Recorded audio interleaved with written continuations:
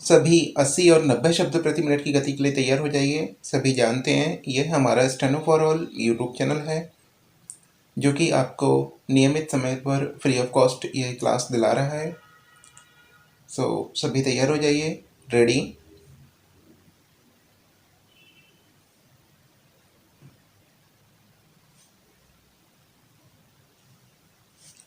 आध्यात्मिक उन्नति में सांसारिक वस्तु, योग्यता आदि की बिल्कुल आवश्यकता नहीं है। जड़ता से संबंध विच्छेद करने पर ही चिन्मयता की प्राप्ति होती है। वास्तव में चाहे धनवान हो या निर्धन, मन से धन की इच्छा का त्याग करने पर दोनों समान हैं।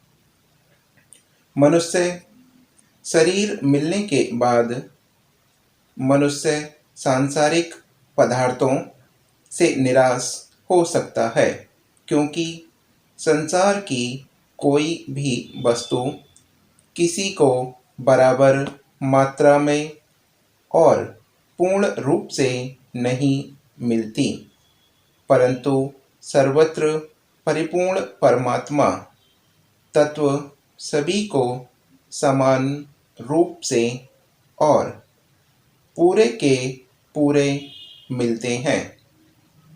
इसलिए परमात्मा तत्व की प्राप्ति से निराश होने का कोई स्थान नहीं है। मनुष्य शरीर मिल गया तो परमात्मा तत्व की प्राप्ति का अधिकार भी मिल गया। संसार को अपना मानते ही मनुष्य फंस जाता है और तरह तरह के दुख भोगता है। मनुष्य को चाहिए कि शरीर को संसार की सेवा में अर्पण कर दे और स्वयं को परमात्मा को अर्पण कर दे।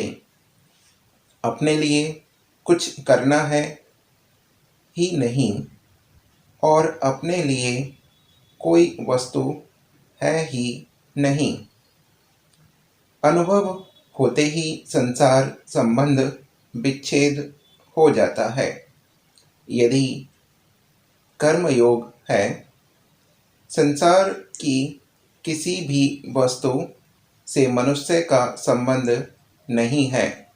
समय होते ही वह यहाँ से चल देता है। एक दिन सब वस्तुओं को ज्यों का त्यों छोड़कर जाना पड़ेगा। सबकी सब वस्तुएं यहीं पड़ी रह जाएंगी। यह शरीर भी यहीं रह जाएगा।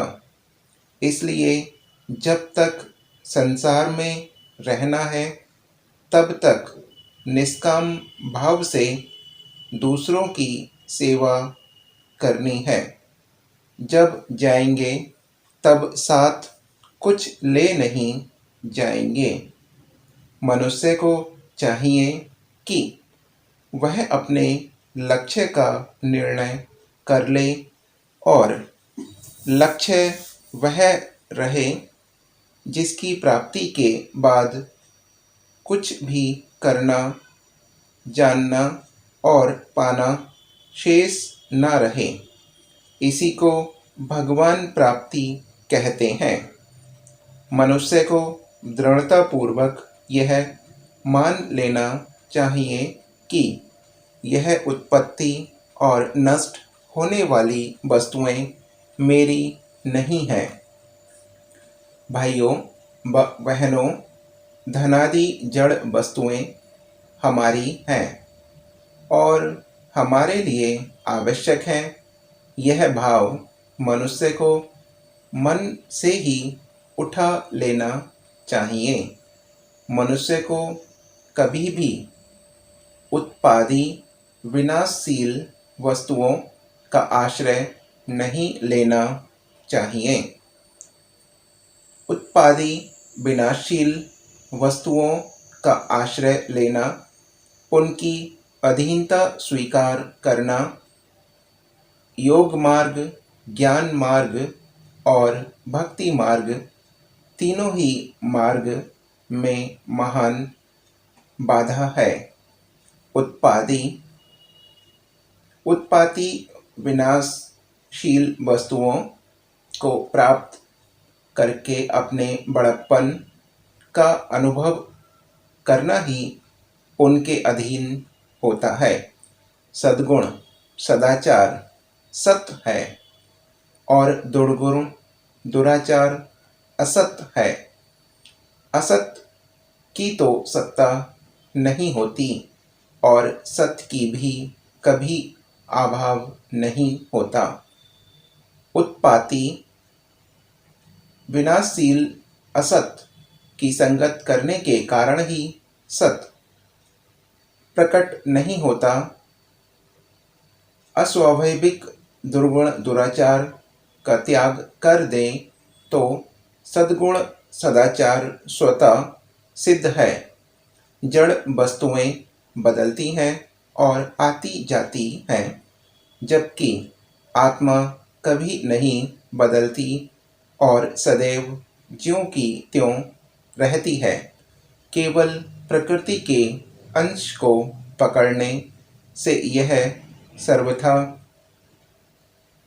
स्वाधीन होते हुए भी पराधीन हो जाती है और जन्म मरण के बंधन से बंध जाती है।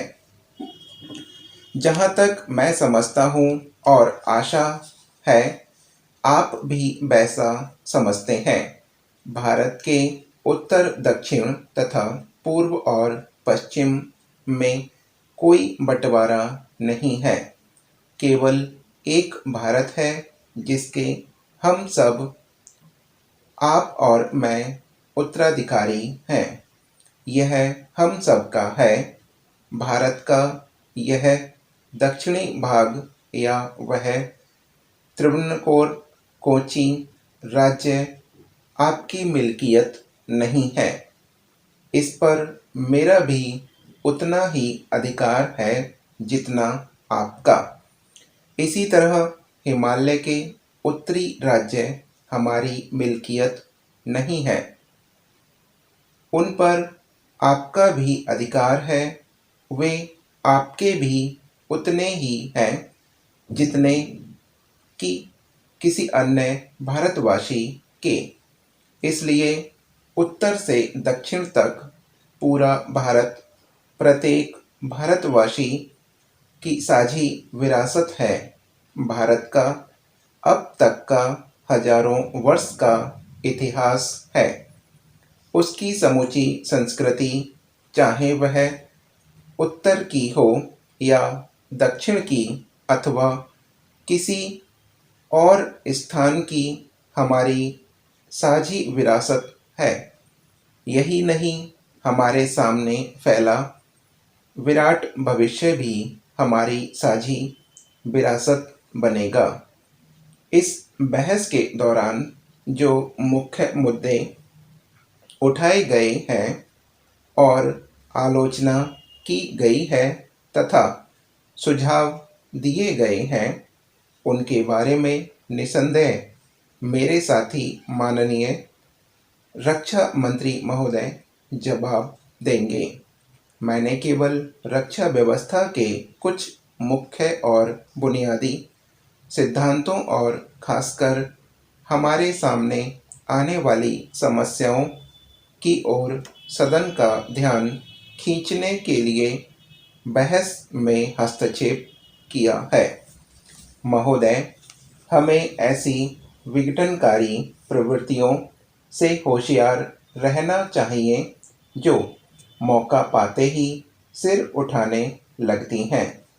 इन विघटनकारी प्रवृत्तियों में कुछ ऐसी हैं जो सांप्रदायिकता की श्रेणी में आती हैं, अर्थात किसी धर्म की आड़ में खेली जाने वाली राजनीति, जिसमें एक धार्मिक वर्ग को दूसरे से नफरत करने के लिए उकसाया जाता है। फिर प्रांतवाद या राज्यवाद की प्रवृत्ति है।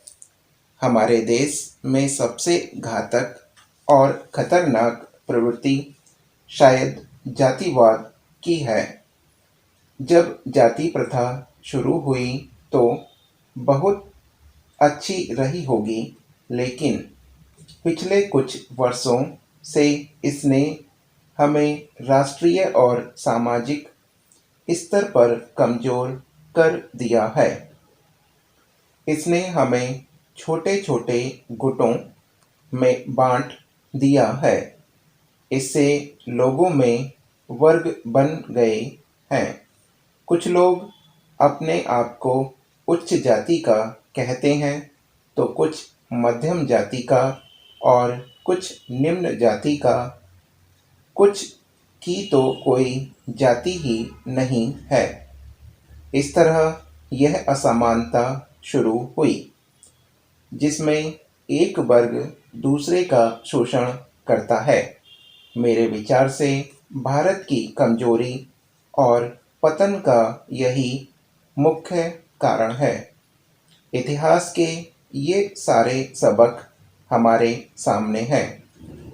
हमने देखा है कि अपनी बहुत सी अच्छाइयों और योग्यताओं के बावजूद भी हम राष्ट्र की दौड़ में बराबर पिछड़े हैं और हमारे बीच एकता की एक कमी के कारण ही भारत का पूरा समाज ऐसी जातियों और वर्गों में बँट गया है जो एक साथ नहीं चल पाते।